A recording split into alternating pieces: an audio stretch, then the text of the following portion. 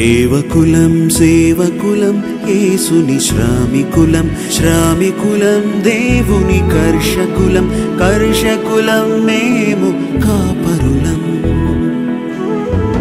సేవకులం సేవకులం యేసుని శ్రామికులం శ్రామికులం దేవుని కర్షకులం కర్షకులం మేము కాపరులం. సువార్త యాత్రలలో అలుపే ఎరుగని యాత్రికులం ఆత్మీయ యుద్ధములో అడిమ తిప్పని యోధులము. బ్రతుకైతే క్రీస్తు కొరకే చావైనా. దేవుని మాటకు ఎవరైతే విలువిస్తారో దేవుని మాటకి ఎవరైతే విధేయత చూపుతారో వారు అభివృద్ధి చెందుతారు అనే విషయాన్ని దేవుని సన్నిధిలో జ్ఞాపకం చేస్తూ ఉన్నాను. ప్రియులారా, మేలే బ్రతుకైతే క్రీస్తు కొరకే చావైనా మేలే. ఇక బ్రతుకైతే క్రీస్తు కొరకే చావైనా మేలే.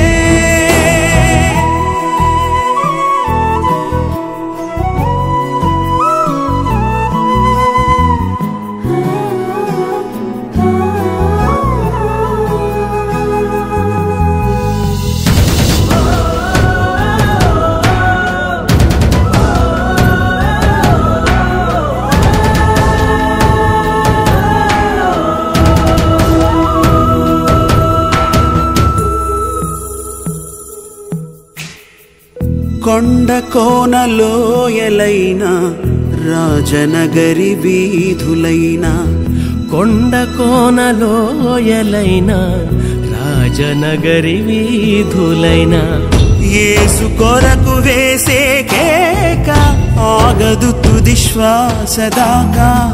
యేసు కొరకు వేసే కేక ఆగదు తుది శ్వాస దాకా. సువార్త యాత్రలలో అలుపే ఎరుగని యాత్రికులం ఆత్మీయ యుద్ధములో మడిమ తిప్పని యోధులము. బ్రతుకైతే క్రీస్తు కొరకే చావైనా మేలే. ఇక బ్రతుకైతే క్రీస్తు కొరకే చావైనా మేలే. సేవకులం సేవకులం యేసుని శ్రామికులం శ్రామికులం దేవుని కర్షకులం కర్షకులం మేము కాపరులం.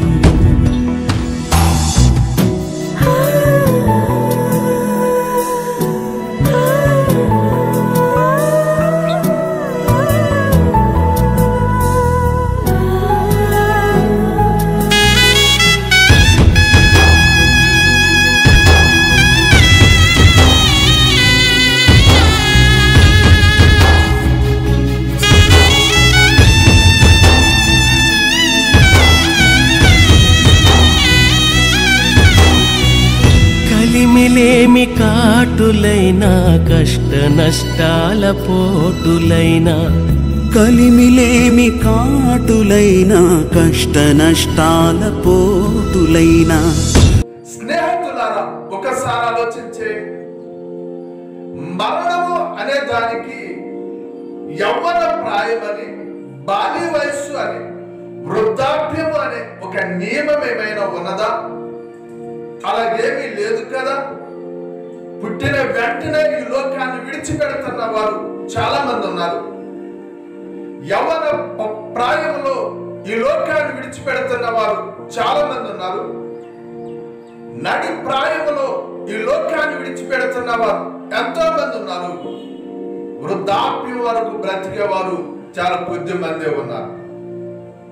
అంటే ఎవరు ఎంత కాలం జీవిస్తారో ఎవరు ఎంత కాలం బ్రతుకుతారో ఎవరికి తెలియదు కదా. అలాంటప్పుడు మన జీవిత ప్రయాణం ఇంత అని ఎలా చెప్పగలం? సడలదు మా విశ్వాస శ్వాస ఆత్మల రక్షణే. ఏ వ్యక్తి అయితే ఆయన మాట ప్రకారం జరిగిస్తూ ఉంటారో, ఏ వ్యక్తి అయితే ఆయన మాటను అనుసరించి నడుస్తారో, నా ప్రియ సహోదరి ప్రియ సహోదరులారా, నువ్వెలాంటి కృంగిన పరిస్థితుల్లో ఉన్నా నేను యేసు ప్రభు వారు లేవనెత్తుతారు అనే విషయాన్ని జ్ఞాపకం చేస్తూ ఉన్నా.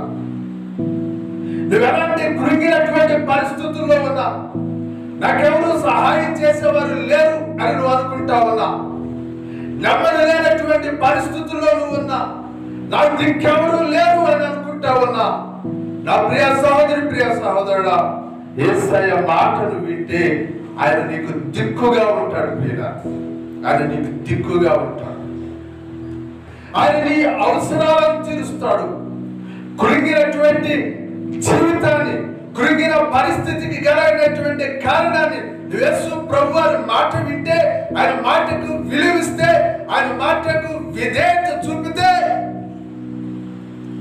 ఖచ్చితంగా నువ్వే పరిస్థితుల్లో కృంగిపోయావో ఆ పరిస్థితుల్లో నుండి ఆయన నిన్ను లేవనెత్తుతాడు అనే విషయాన్ని, ఆయన లేవనెత్తగలడు అనే విషయాన్ని ఈ సమయంలో జ్ఞాపకం చేస్తున్నాను ప్రియులారా.